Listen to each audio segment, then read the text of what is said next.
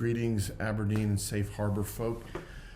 As we enter the holiday season with Thanksgiving just this coming week, our attention naturally goes to our family and friends. We think about celebrations with people that we know and love, and that's right and good. But as we do that, we may unintentionally exclude people who come across our path but just don't fit the busy agenda, and people that are nonetheless in real need. How should we think about these folks? Can't be responsible for everybody, right? I need to tend to me and mine, we might say to ourselves. And this is the question that's posed to Jesus by a lawyer, an expert in the law of God, and it comes in this form. Jesus, who is my neighbor? Listen to the story from Luke chapter 10, beginning in verse 25. And behold, a lawyer stood up and put him to the test, saying, Teacher, what shall I do to inherit eternal life? He said to him, What is written in the law? How do you read it?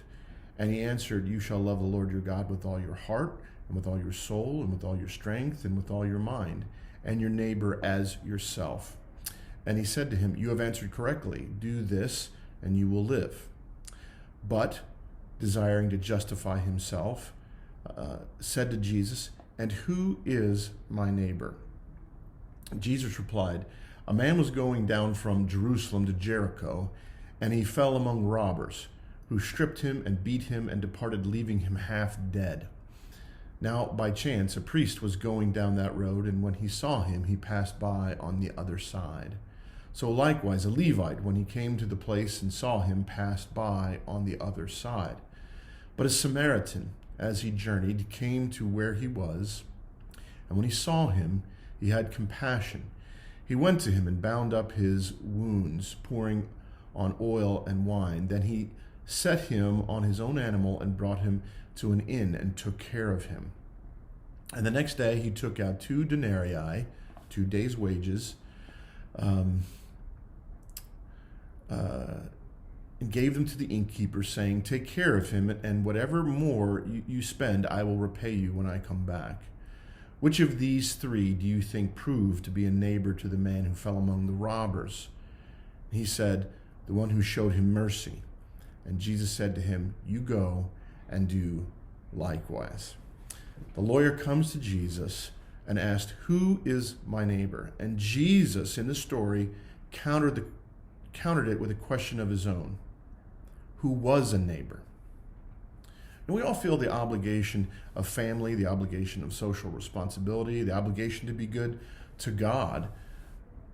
But we start asking ourselves, how can we define the limits of our obligations? What's the extent of my responsibility? So when I know that I've done enough, when have I earned the right to tend to me?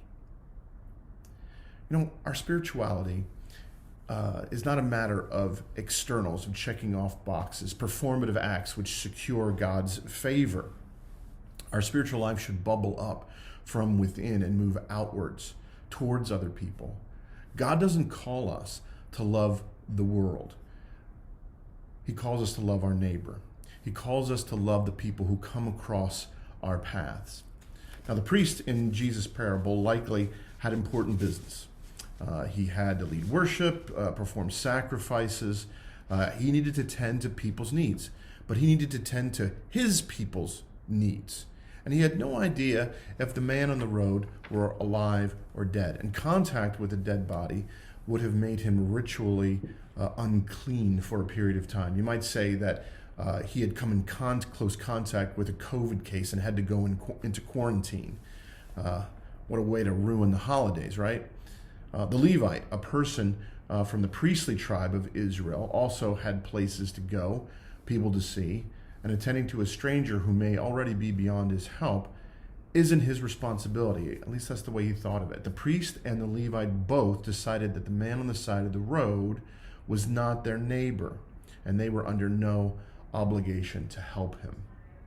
But the Samaritan, and Jesus chooses this character with intention. As Samaritans were considered to be of questionable religious background, to be of inferior, I put that in quotes, inferior ethnic stock. He was an outsider from the Jewish people. He didn't ask if the man in need was his neighbor. He felt the impulse to be a neighbor. He felt the impulse to love, which is at the very heart of God's law. The Lord, in the person of Jesus Christ, came to a world that kept trying to draw a circle tighter and tighter, closer and closer to itself, moving away from God, moving away from neighbor. And instead, God moved towards us. And this Samaritan embodies the law more profoundly than this Lord, because he moved towards his neighbor.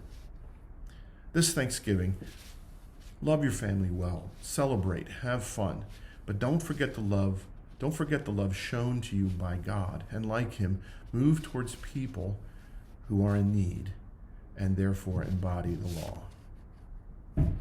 Blessings on you all.